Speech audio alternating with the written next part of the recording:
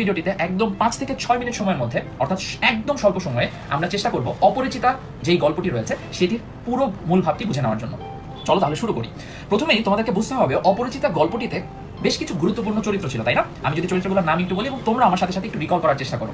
কে কে ছিল বলো তো? অনুপম ছিল, কল্যাণী ছিল, অনুপমের মামা ছিল, অনুপমের পিতা মাতার কথা বলা হয়েছে, অপরদিকে কল্যাণীর পিতার কথা বলা হয়েছে এবং অনুপমের কিছু বন্ধু এবং হচ্ছে তোমার একজন কাজিন বা হচ্ছে কি ভাইয়ের কথা বলা হয়েছিল, তাই না? এই কিন্তু সবগুলো চরিত্র।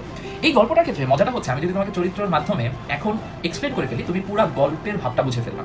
দেখো, অনুপম এমন একটা গুরুত্বপূর্ণ চরিত্র এই অপরিচিতা গল্পটির ক্ষেত্রে, যেখানে অনুপম পড়াশোনা শেষ করেছে, দেখতে সুন্দর, সবকিছু ঠিক আছে, কিন্তু সে চাকরি করতে যেন তার মধ্যে একটা অনীহা রয়েছে, তার মধ্যে নতুন কিছু করা, নিজে থেকে কিছু করা, অর্থাৎ আত্মনির্ভরশীল হয়ে যাওয়ার মধ্যে বেশ অনীহা রয়েছে। সে কি করতে চায়? সে সবসময় তার মামার উপর নির্ভরশীল, অর্থাৎ সে পরনির্ভর। তার চরিত্রে এটা কিন্তু অন্যতম একটা গুরুত্বপূর্ণ দিক যেটা তোমার পরীক্ষার খাতায় লেখা লাগবে। দ্বিতীয় চরিত্র গুরুত্বপূর্ণ যদি একটু এক্সপ্লেন করি, অনুপমের মামা। অনুপমের মামা কি ছিল? অনুপমের পিতা অনেক আগে মারা গিয়েছেন, যে কারণে হচ্ছে তার অনুপমের মা, অনুপম এবং অনুপমের মামা এই তিনজন, ধরো তাদের একটা ছোট্ট পরিবার, আরো মানুষজন আছে সমস্যা নেই, কিন্তু তোমার বোঝার সুবিধাতে এই তিনজনকে ধরে নাও তার পরিবারের সদস্য। এখন কি হয়, অনুপম যেহেতু নিজে থেকে কোনো সিদ্ধান্ত দিতে পারে না বা আসলে কিছু নতুন করে করতেও চায় না, অনুপমের মামা হচ্ছে এমন একজন মানুষ যে সবসময় কি করে, কর্তৃত্ব বিস্তার করে। অনুপমের যে পরিবারটা রয়েছে সেই পুরো পরিবারের নেতৃত্ব দেয়, অথবা মানে একদম কর্তার ভূমিকাটা পালন করতে চায় অনুপমের মামা। অর্থাৎ এই পরিবারে যে কোনো সিদ্ধান্ত নেওয়া হলে অনুপমের মামার যা কথা সেটাকেই ধরা হয়, এরপরে আর কারো কোনো কথা বলার সুযোগ থাকে না। এবং শুধুমাত্র তাই নয়, সে অত্যন্ত মানে অনুপমের মামা অত্যন্ত লোভী একজন মানুষ, অত্যন্ত থাকে না যে কুরুচিপূর্ণ বা হচ্ছে তার মানসিকতাটাই যেন অত্যন্ত জটিলতায় ভরা, এরকম একটা মানুষ হচ্ছে মূলত অনুপমের মামা। কেন এই কথাটা বলছি? দুইটা ছোট্ট ইনসিডেন্ট তোমাদেরকে বলে দিই। সে কি করেছে বলতো? সে ওই যে কল্যাণীর যখন বিবাহ হয় অনুপমের সাথে, বা বিবাহের মানে অনুষ্ঠানটা যখন হচ্ছিল, তখন সে কল্যাণীর গা থেকে সকল গহনা খুলে আনতে চেয়েছিল যেন সে পরিমাপ করতে পারে। তার ধারণা ছিল কল্যাণীর পিতা তার মানে তাদেরকে ঠকাচ্ছে, এটা হতে পারে। অর্থাৎ সেখান থেকে কিন্তু আমরা বুঝতে পারছি। দ্বিতীয়ত হচ্ছে অনুপম কি করবে না করবে, ও বিয়ে করবে কি করবে না, কিংবা বিয়ে যে ভেঙে গেছে এরপরে সে যে মানে অনুপমের মামা যে চেষ্টা করেছিল যে হচ্ছে তোমার কি করা, কল্যাণী বা হচ্ছে কল্যাণীর যে পরিবারটা রয়েছে তাদের সাথে বিভিন্নভাবে ঝামেলা করা। তো এই দুইটা জায়গা ভাবলে আমরা বুঝতে পারি তার চারিত্রিক ভাবে সে আসলে খুব একটা ভালো মানুষ না,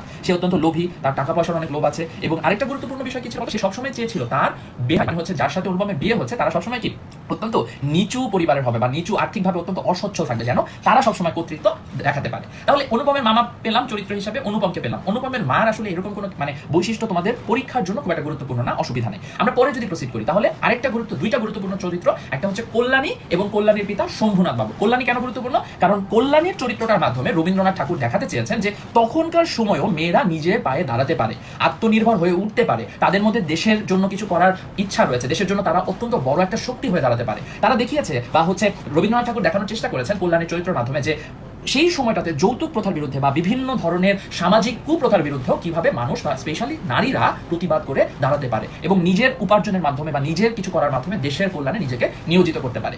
আরেকটা গুরুত্বপূর্ণ চরিত্র শম্ভুনাথ বাবু। কেন গুরুত্বপূর্ণ? কারণ তিনি ছিলেন অনুপমের চরিত্রের ঠিক বিপরীত দিকটা যদি আমি ধরি। তার মধ্যে আত্মসম্মান বোধ রয়েছে প্রচন্ড, সেটা তার মধ্যে আত্মনির্ভর হওয়ার বা হচ্ছে নিজে থেকে কিছু করার যে মানসিকতা সেটা রয়েছে। একই সাথে শুধুমাত্র তাই নয়, তার মধ্যে এই যে কুসংস্কারগুলোকে প্রশ্রয় দেওয়ার যে বিষয়গুলো সেগুলো কিন্তু তার মধ্যে ছিল না। কেন বলছি কথাটা? কারণ তখনকার সময়ে যখন কিনা 15 বছর বয়সে মেয়েদেরকে ধরা হতো যে তার বিয়ের বয়স অনেক বেশি হয়ে গিয়েছে, তারপরও সে বিয়ে করতে পারতেছে না, এই নিয়ে যখন অন্যান্য পিতারা অনেক বেশি চিন্তিত ছিল, সেই সময়টাতে শম্ভুনাথ বাবু দৃঢ় প্রতিজ্ঞ ছিলেন যে উপযুক্ত পাত্র না পেলে তিনি কোনোভাবেই তার মেয়ের বিয়ে দিবেন না।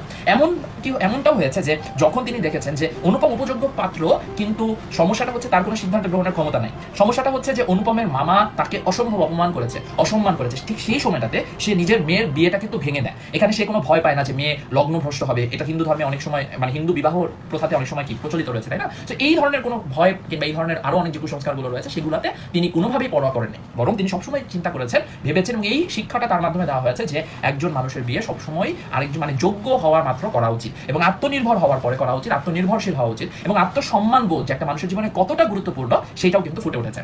এখন আমরা চরিত্রগুলো বুঝে যাচ্ছি, একদম কানেক্ট করে দিই যদি পুরো চরিত্রে মানে ডটগুলো যদি আমি তোমাদেরকে কানেক্ট করে দিই তাহলে তোমাদের জন্য আরো ইজি হবে।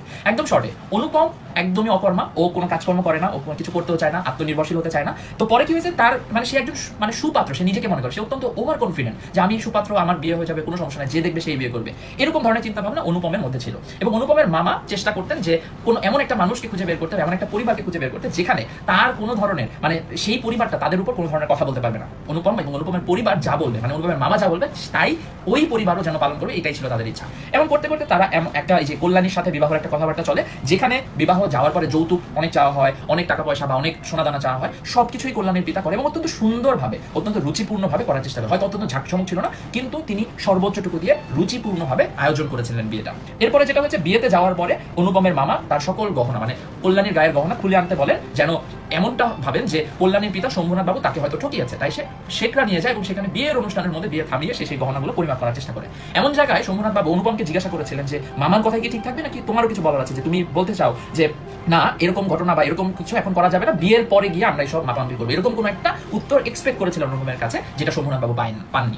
এরপরে কি করলেন, এরপরে বিয়েটা ভেঙে দেন এবং পরবর্তীতে অনুপম অনেক আফসোস করে, অনেক স্বপ্ন দেখে, অনেক কল্পনা করে, কিন্তু শেষমেশ আর কোনো লাভ হয় না। এবং একই সাথে কল্যাণী কি করে, কল্যাণী কিন্তু এই যে বিয়ে হয় না এটা নিয়ে তার মধ্যে কোনো মন খারাপ ছিল না, কোনো কষ্ট ছিল না, বরং সে সামনের দিকে জীবনে এগিয়ে যায়। সে দেশমাতৃকার জন্য কাজ করা শুরু করে, দেশের মানুষের জন্য কাজ করা শুরু করে, স্পেশালি সে কিন্তু ছোট ছোট বাচ্চাদেরকে, স্পেশালি নারী শিক্ষা জাগরণের জন্য সে কাজ করে যায়। তো এই ছিল হচ্ছে অনুপমের বা হচ্ছে কল্যাণীর পুরো গল্পটা। এবং এখানে তোমাদের জন্য আরো দুইটা গুরুত্বপূর্ণ তথ্য দিয়ে দিই।